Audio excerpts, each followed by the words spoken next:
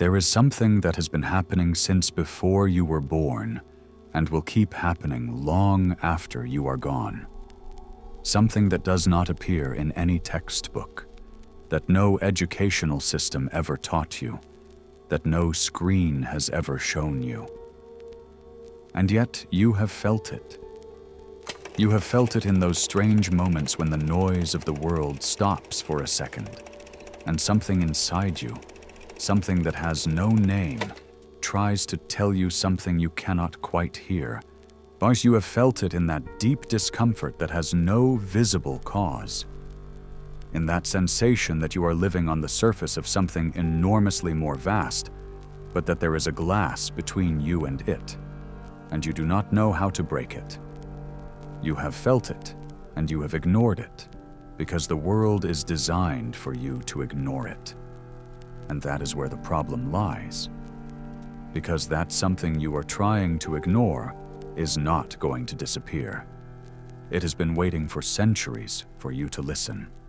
What you are about to hear does not come from a religion. It does not come from any dogma or institution. It comes from something far older than any institution that has ever existed on this planet. It comes from a knowledge that was buried very carefully, very deliberately, and for a very specific reason. A reason that has to do directly with you, with what you are, with what you can do when no one prevents you from doing it. But before you understand that, you need to understand one fundamental thing about the universe you live in. Because what you have been told about it is incomplete. Not because science lies, but because science has not yet reached the edge of what is there. And at that edge, in that space between what can be measured and what can be felt, lives exactly the thing that has been calling you your whole life without you noticing. Pay attention. Because this is going to change the way you see everything. And the universe is not a collection of objects floating in a cold void. That is the image we were given, and it is probably the greatest lie ever told with correct data. The universe is a field of information, of consciousness, of interconnected energy that pulses, that communicates with itself at every level, from the subatomic scale to the galactic scale. Quantum physicists call it the zero-point field. Philosophers of antiquity called it the ether, the logos, the pneuma, and mystics from every tradition in the world, without communicating with one another, without sharing a single text, arrived at exactly the same description. Everything is connected to everything else, and that connection is not a metaphor. It is the literal structure of the cosmos. And you are part of that field, not metaphorically, physically. Every atom in your body contains more empty space than solid matter, and that space is not empty. It is full of information, of vibrations, and of a frequency that identifies you uniquely within the entire cosmic network. You are not in the universe. You are a local expression of the universe observing itself. And that is not something I am saying. It was said by Erwin Schrödinger, one of the fathers of quantum mechanics, when he wrote that consciousness cannot be explained as the result of physical processes, because consciousness is the foundation that exists prior to any physical process. But then comes the question that changes everything. If everything is connected, if we are expressions of a universal field of consciousness, if the separation between you and the cosmos is a physical illusion and not a metaphysical reality, why do you not feel it? Why do you live with that persistent sensation of being alone, isolated, disconnected from something you cannot name, but whose absence hurts in ways you cannot explain to anyone? That is where the Archons enter the story. And this is where things become truly interesting. The word Archon comes from Greek and literally means ruler. In Gnostic cosmology, in the texts that have spent more than 2,000 years being buried and suppressed, The Archons are not monsters, not horned demons. They are something much subtler and therefore far more effective. They are organizing principles of experience, patterns that reinforce themselves within both collective and individual consciousness, and structures that exist not in the physical plane, but in the plane of information, of mental programming, of belief systems that operate at the deepest levels of your mind before you even have the chance to question them. Think about it this way. Before you could choose what to believe, you already had beliefs. Before you could decide how to perceive the world, you already had a filter of perception installed. That filter has layers. Some are cultural, some are familial, some are biological.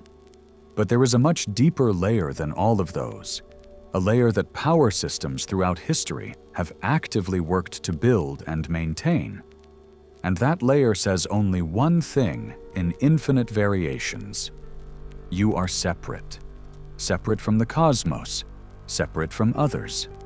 Separate from a source of power and information that, if you knew how to access it, would make any intermediary between you and reality completely unnecessary. And that, precisely that, is what no system of power can allow. Because a human being who truly feels, in both body and mind, that they are a direct expression of the universal field of consciousness, that they have immediate access to an intelligence that transcends any individual intelligence, that they do not need any external system to connect with the fundamental fabric of the cosmos, that human being is not controllable, not predictable. They do not fit into any category. They do not buy what they are sold. They do not fear what they are told to fear, nor do they do not depend on what they are made to believe they need. The Archons, in the most precise and contemporary sense of the word, are the collective thought patterns that keep that separation active. They are the constant noise that prevents you from hearing your own frequency. They are the perpetual distraction that makes you search outside for what only exists inside. And they are so effective that most human beings spend their entire lives without suspecting that the noise is artificial. But there are people who begin to suspect. And when they begin to suspect, they begin to search. And what they find, when they truly search, has a name that appears in texts from cultures separated by thousands of kilometers and thousands of years, with no possibility of communication between them. The monad. In Pythagorean philosophy, the monad is the unitary principle from which all numbers, all forms, and all structure of the cosmos emerge. It is not a number itself. It is the source of all numbers. It is not a thing. It is the principle from which all things emerge. Pythagoras did not describe it as a god. He described it as the state of perfect fullness before all differentiation. Before the one became two, before two became infinity, there was something. That something is the monad. In the philosophy of Plotinus, the greatest of the Neoplatonic philosophers, the monad is the one, or the principle from which all reality emanates in successive levels, like the light of a sun that shines farther and farther without ever losing its source. Plotinus spent decades describing the relationship between the individual soul and the one, and his conclusion was radical for his time and remains radical for ours. The soul is not separate from the one. The soul is a direct emanation of the one that has forgotten its origin. And the only real work of a human life is to remember it, not to learn it, to remember it. Because at the deepest level, you already know it. You have always known it. In the thought of Leibniz, the 17th century mathematician and philosopher, monads are the fundamental units of reality. Without parts, without physical extension, but with perception and appetite, with the capacity to reflect the entire universe from their unique perspective. Leibniz arrived at the same intuition from pure mathematics. The smallest possible unit of reality is not material. It is perceptual. It is consciousness. Do you see the pattern? Different cultures, different eras, different languages, the same truth. And now comes the part no one told you. The part the system of the Archons has spent 2 millennia trying to keep you from hearing. If you are a monad, a unique and direct expression of the universal field of consciousness, and then you have inherent access to that field, unconditioned, unmediated, not dependent on any external practice, any intermediary, any validation system. The connection already exists. It has always existed. The problem is not that it is absent. The problem is that it is being blocked. And it is being blocked from within your own mind by those patterns of thought that the system has spent your entire life installing in you with surgical precision. Think about this. Since you can remember, the world has taught you to search outside, to search for validation outside, direction outside, security outside, meaning outside. Every time you felt that silent impulse to look inward, something interrupted it. A notification, an obligation, an invented urgency, someone's judgment, the fear of being alone with what you might find in the silence. The modern world is an extraordinarily efficient machine for interrupting inner experience, and that is not an accident. For the neuroscientist Michael Graziano of Princeton University has spent years researching what he calls the attention schema theory of consciousness. His conclusions are disturbing in the best possible sense. Human consciousness is fundamentally a system of attention. What you experience as reality is exactly what you direct your attention toward. And if all of your attention is systematically directed outward, you will never have access to the deeper layers of what you are. But the Archons do not need chains. They only need your attention to never stop. They only need the noise to never cease. And they have certainly achieved that. But here is what you already know, even if no one has told you in these words. There have been moments in your life, perhaps very few, perhaps only one, when the noise stopped. When, for reasons you cannot rationally explain, everything paused. Maybe it happened in nature, maybe during a moment of extreme crisis, or maybe on the threshold between sleep and waking. And in that moment, in that silence that lasted only a few seconds, you felt something.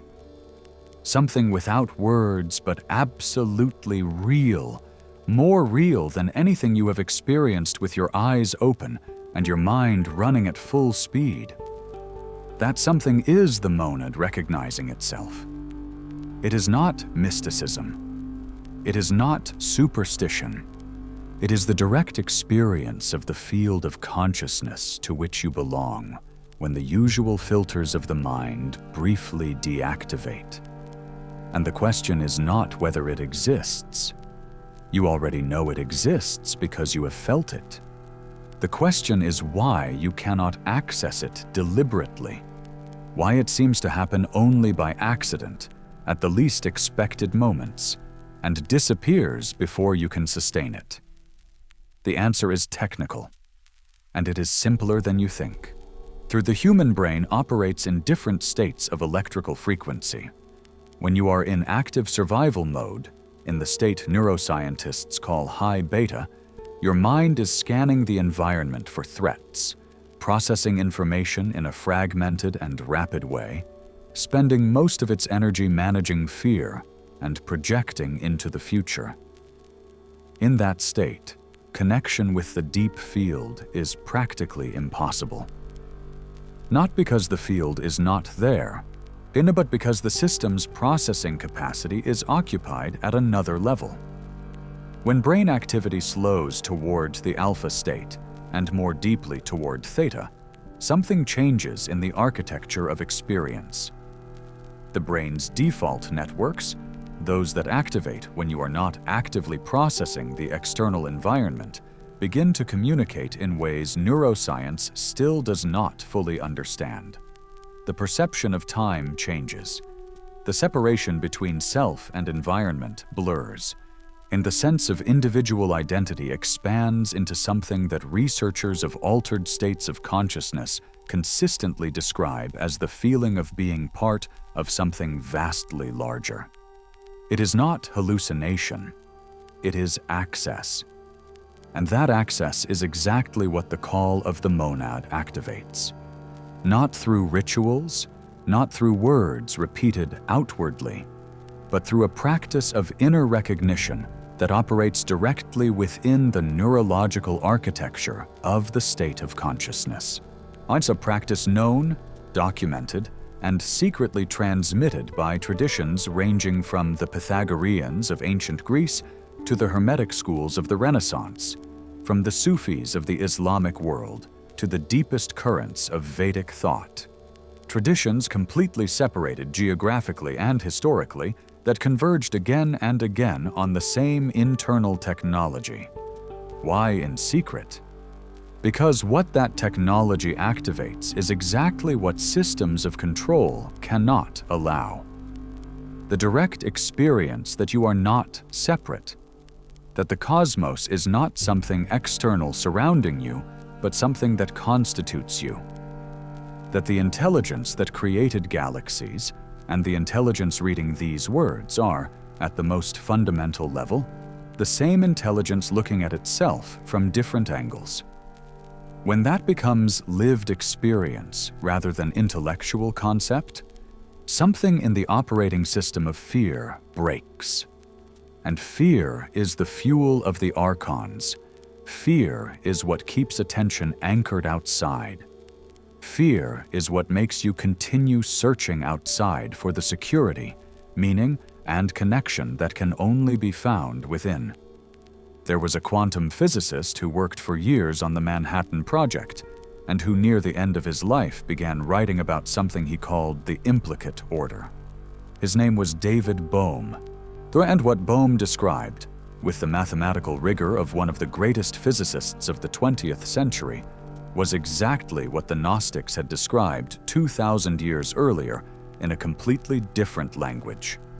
That the reality we perceive, the world of separate objects, linear causes and effects, isolated individuals, is what he called the explicate order. The surface.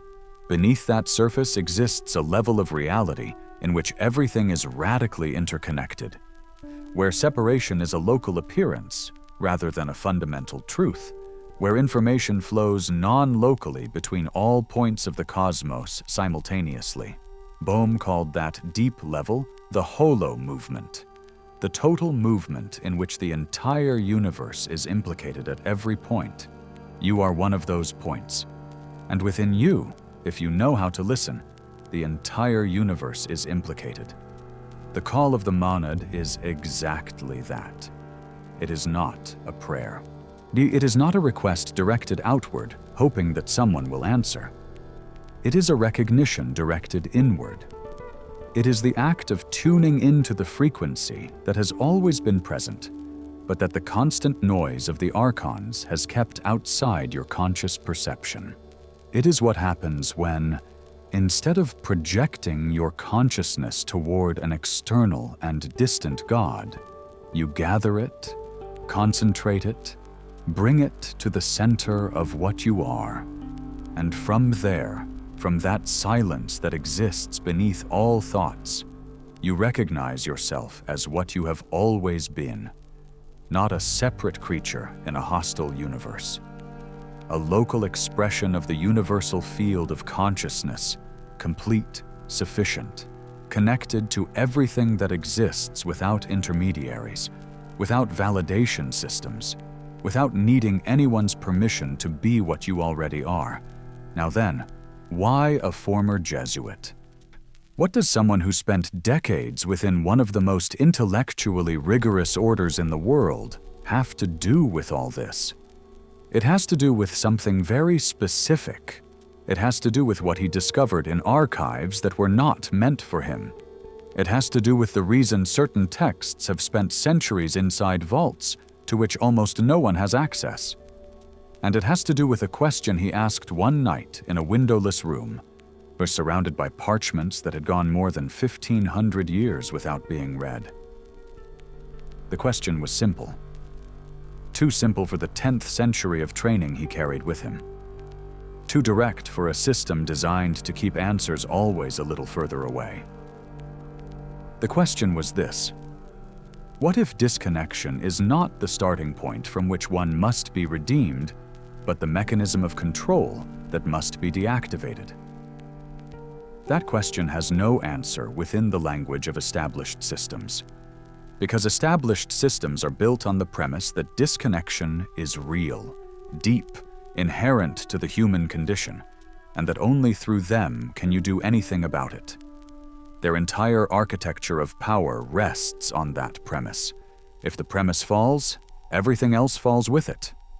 And the premise falls every time someone directly and verifiably accesses that field of consciousness that the systems say is inaccessible without intermediaries. This every time a neuroscientist documents expanded states of consciousness that do not fit any model of an isolated brain, the premise falls. Every time a quantum physicist describes a universe in which non-locality is not an exception, but a fundamental feature of reality, the premise falls. And the Archons, those patterns of collective thought that keep the system of separation active, cannot survive that fall. They cannot survive human beings who know what they are. Listen carefully to this, where there is something that control systems throughout history have understood better than anyone. A human being who does not know where their energy comes from does not know that they are giving it away. The permanent distraction, the manufactured urgency, the endless cycle of desire and partial satisfaction that characterizes modern experience are not accidents of progress. They are the most sophisticated technology of energetic extraction that has ever existed. And what is extracted is not money, although money too. What is extracted is something far more fundamental. Attention is extracted. Intention is extracted. The capacity of a human being to turn inward and recognize themselves as what they are is extracted. Carl Jung described it with a precision that has still not been surpassed. He said that most of the psychic energy of the modern human being is permanently projected outward, toward objects, people, and belief systems, and that the consequence of that continuous projection is the progressive emptying of the self. That the person who cannot withdraw into the interior of their own consciousness is, in the strictest sense of the word, being consumed by the exterior. And that is the trap. Not the trap of some specific villain with a master plan. The trap of a system that reinforces itself because it operates on fear, and fear generates more fear, and more fear generates more searching outward, and more searching outward generates more inner emptiness, and more inner emptiness generates more fear. It is the perfect circle, the prison without walls, the Archon in its purest and most modern form. But the circle has a breaking point. It always does. And that point lies in the moment when attention changes direction. Not outward, searching for the next distraction. Not toward the past, replaying mistakes. Not toward the future, projecting fears. Toward the center. Toward that zone of silence that exists beneath all thoughts, all emotions, all narratives the mind constantly constructs to explain the inexplicable. That silence is not empty. That silence is the field. That silence is the monad recognizing itself in you. The physicists who study the zero-point field know something that has not yet reached textbooks. The quantum vacuum, that state of minimum energy the space reaches when all observable fluctuations are removed, is not at rest. It vibrates. It vibrates with an energy that quantum physics calculations predict should have an almost infinite density. The physicist John Wheeler, mentor of Richard Feynman, calculated that in 1 cubic centimeter of quantum vacuum, there exists more energy than in all the observable matter of the universe. It is not a poetic figure. It is a physical one. The cosmos is fundamentally pure energy, organized in patterns of information. Matter is a local and temporary state of that energy. And consciousness, here comes the abyss. Consciousness is not a secondary product of matter. There are growing reasons, both philosophical and physical, to think that the opposite is true. Matter is a local and temporary state of consciousness. If that is true, and the convergence of evidence points in that direction with disturbing consistency, then what you are at your deepest core is not a body that has experiences. You are a field of consciousness having the experience of being a body. And the difference between those two identities is not philosophical. It is practical. It is the difference between spending an entire life looking at the world from a cell, convinced the walls are permanent, or suddenly understanding that the walls are not walls. They are frequencies. And frequencies can change. The call of the monad is the process of changing the frequency. Not with force, not with iron will, not with elaborate rituals that promise results that never arrive, and with something far simpler, and for that very reason much more difficult in the world we live in. With deliberate silence, with attention withdrawn from the exterior and concentrated in the center. With the radical act, and in the age of permanent distraction, it truly is radical, of allowing yourself to exist without doing anything, without searching for anything, without projecting yourself anywhere. Simply present in the field of what you are. The masters of Hermeticism called it the Great Silence. Taoists called it Wu Wei, the non-doing. Sufis called it Fana, the extinction of the separate self in the field of the whole. Modern physicists call it quantum coherence, the state in which a quantum system stops behaving like a set of isolated parts and begins to behave like an integrated unity. Different languages, the same instruction. Stop. Be silent. Withdraw to the center and listen to what the monad has been trying to tell you your entire life. What will you hear? No one can tell you that, because what the monad has to tell you is specifically yours. Your unique frequency has carried it encoded since before you were born. It is the information your particular spark of the universal field needs in order to fulfill what it came to fulfill on this plane. It is not a generic message. It is yours. And that is why no one can deliver it to you. That is why no system, no matter how sophisticated, can replace the direct contact between you and your own depth. The Archons know this, and that is why they work so hard to ensure you never reach that point. The noise does not continue by accident. Urgencies do not multiply by accident. The chronic anxiety that characterizes modern experience is not a side effect of progress. It is the water in which the fish swims without knowing it is wet. And the fish that does not know it is wet cannot leave the water. But you already know you are wet. You made it this far. Something in you, that part that has no name but has always known the world is more than it seems, brought you to these words. And that part is not irrational, not superstitious, not naive. It is the most lucid part you have. It operates at the level where the monad communicates with its local expressions. It is your antenna, and it has been working perfectly your entire life in a world that does everything possible to make you disconnect it. Do not disconnect it anymore. Something is about to change in the way you experience your own existence.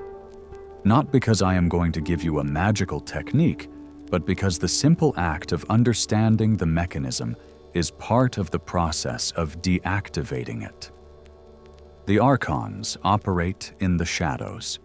From the moment you illuminate them, the moment you understand with precision how the system of separation operating inside your own mind works, that system loses effectiveness. Not all at once. Gradually, but it loses effectiveness. And in the space that opens, in that crack in the noise that once seemed solid and impenetrable, something begins to filter through.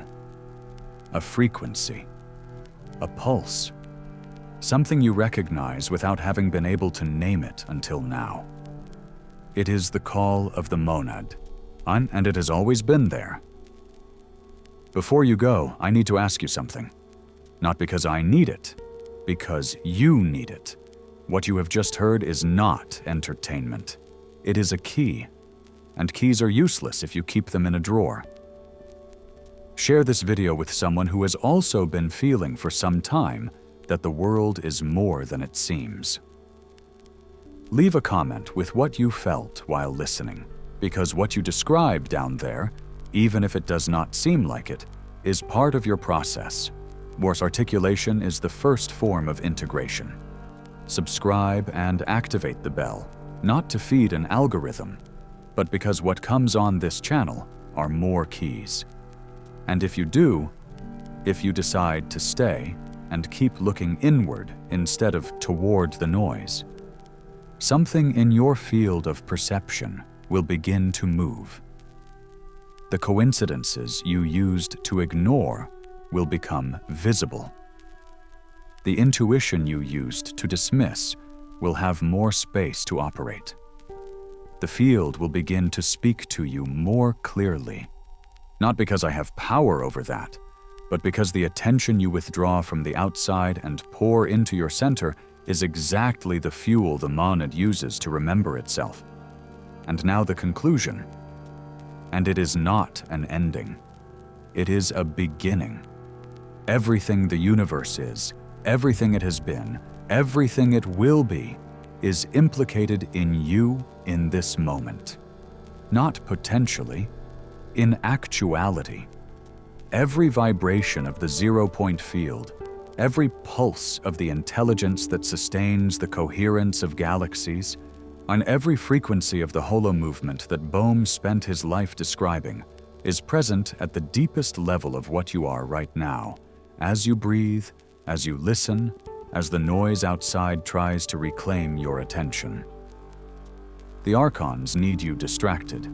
They need you looking outward, searching outward, fearing outward. Because the moment you stop, the moment the noise yields even for a second, the field that you are begins to remember itself.